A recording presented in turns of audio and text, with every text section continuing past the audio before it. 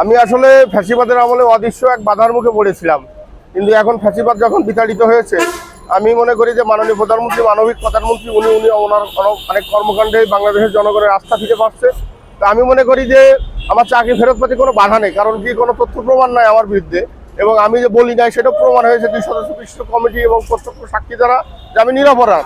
তারপরেও চাকরি ফেরত পাচ্ছি না। তবে এই সরকার ক্ষমতায় এসে 2 মাস হচ্ছে, আমি সরকারের দৃষ্টি আকর্ষণ করতেছি যাতে আমি আসলে মানবতার জীবনযাপন করতেছি, যাতে আমি চাকরি ফেরত পাইতে পারি, তার ব্যবস্থা আমি মনে করি যে মাননীয় প্রধানমন্ত্রীর কাছে পাওয়া সম্ভব। এই বিষয়টা আসলে তদন্ত রিপোর্ট সেটা হলো তো ফ্যাসিবাদ পলানোর পরে যারা তৎকালীন যে পুরুষ অ্যাক্টারগুলো, যেটা আমার সুবর্ণ মোস্তফা, সাজু খাজে, মানিসুর রহমান মিলন, কুসুম শিকদার, চয়নিকা চৌধুরী, এইগুলো যাদের মামলা করেছে, এই মামলাটা তো আসলে যে তারা যখন টিপ করে পরে ছবি দিয়েছিল, দিয়ে যেটা ঘটি নাই সেটা প্রমাণ করার চেষ্টা করছে।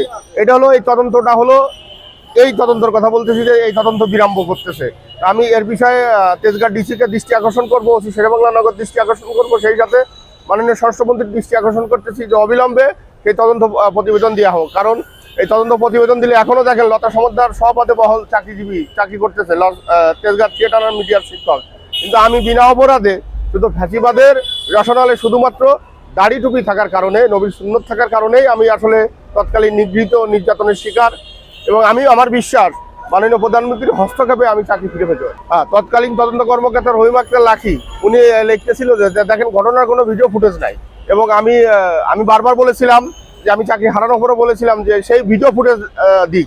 এগুলো তদন্তকারী কর্মকর্তা আমাকে অপরাধী বানাইছিল যে আমি সিসি ক্যামেরায় যেটা দেখতেছিলাম যে ফুটেজ, ওই ফুটেজ দ্বারা সে প্রমাণ করেছিল, এবং আমাকে এই অপরাধ প্রমাণ করার পরবর্তীতে উনি 55 নম্বর থেকে খুব শর্ট টাইমই